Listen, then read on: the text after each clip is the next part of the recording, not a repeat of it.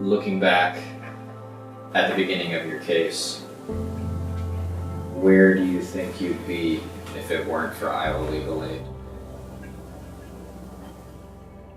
I don't really want to imagine what my life would be like if, I didn't have this group of women to help me through my problems. The Parent Representation Project was appointed to represent Ashley when her children were removed due to substance abuse issues. I had gotten kicked out of the homeless shelter in town because of my substance abuse. I had this beat up van. It didn't have any seats in the back. All my stuff was in storage. I would just go park at like Hy-Vee parking lot to keep it running, to keep it warm. And then I had to try to figure out like what I was gonna have for food. So it was like, was I gonna have food or was I gonna have gas to stay warm?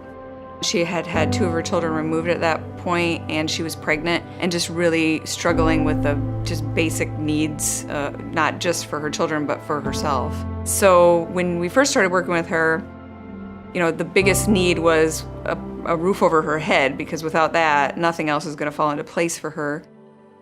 Once she got the roof over her head, then the social worker on the project was able to help her get into substance abuse treatment, help her make sure she's going to testing, get into some mental health treatment. And her kids had been through a lot, so helping her connect with some counseling services for her kids. My parent advocate, she built a relationship with me and she understood me. And I knew she did because she told me she had been in my shoes like 3 times before. A parent advocate is someone who has been through juvenile court with their own kids. Their own kids were removed and then returned home to them. And now they've seen through the end of that process and can mentor other parents experiencing that. It was different when I got introduced to them. There was like a whole team of people, and it took me a while to grasp onto the fact that they were advocating for me.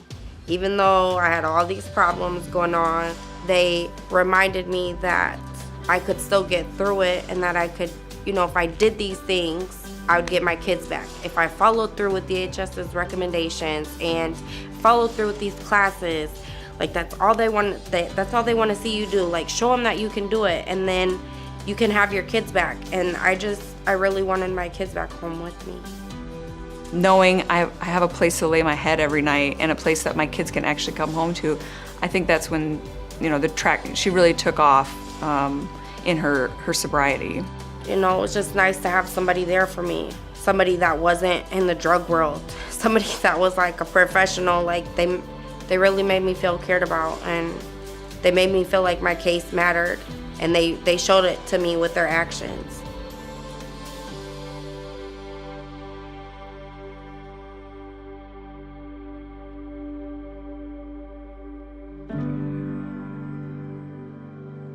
After her court case closed, she was able to take training to become a parent partner, which is someone who mentors other young women whose children have been removed.